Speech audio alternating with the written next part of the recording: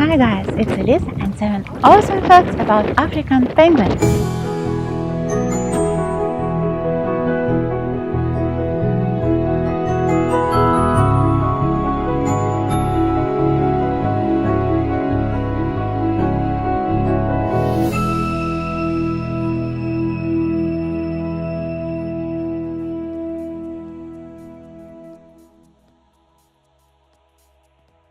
How do you think may a polar bear eat a penguin? The answer is no, but do you know why? The thing is that all of the known 18 species of penguins live in the south hemisphere, and some of them have their habitats even near the equator. But in the north hemisphere, there are no penguins at all. So penguins and polar bears simply don't have a chance to meet each other. My today's story is about penguins who previously were also known as the black-footed or Jackass penguins and are now called African penguins.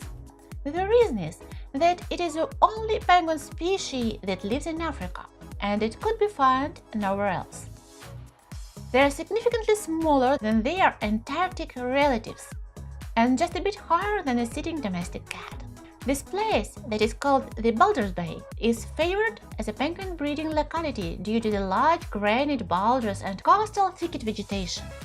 All of that provides an ample shade for nesting birds and their chicks, which can suffer from the heat stress on hot sunny days. A reduction of commercial fishing nearby has resulted in the abundance of fish that completed a picture of this little penguin paradise. I have to say that penguins are the real characters. Not only because they could be mistaken for a gentleman, or maybe for a fish, but not for a bird for sure.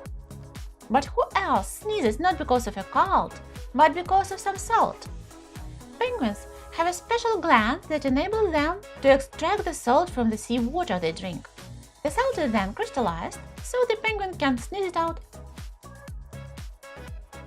And do you know what are those pink patches above their eyes? You'll never guess. It is a gland that helps penguins to cope with the changing climates. When the temperature gets hotter, a body of an African penguin sends more blood to these glands to be cooled by the air surrounding it. So the more heat stress a bird experiences, the darker the skin becomes. Also look at those black spots on the penguin's chest.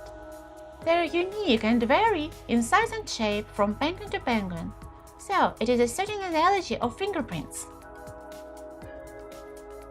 African penguin, like all other penguins, is a flightless bird, with a streamlined body and wings stiffened and flattened in the flippers for a marine habitat. The average speed in water is about 7 km per hour, but sometimes it might increase up to 20. A typical foraging trip could range from 30 to 70 km per single trip. Once, during a flood and with a zoo, an African penguin swam over 60 kilometers but was stopped at the border between Georgia and Azerbaijan. An average dive of an African penguin lasts about 2.5 minutes and is usually about 30 meters in depth. All the dive depths up to 130 meters have been recorded, the same as a world record in freediving made by Alexei Molchanov. African penguins are exemplary family guys.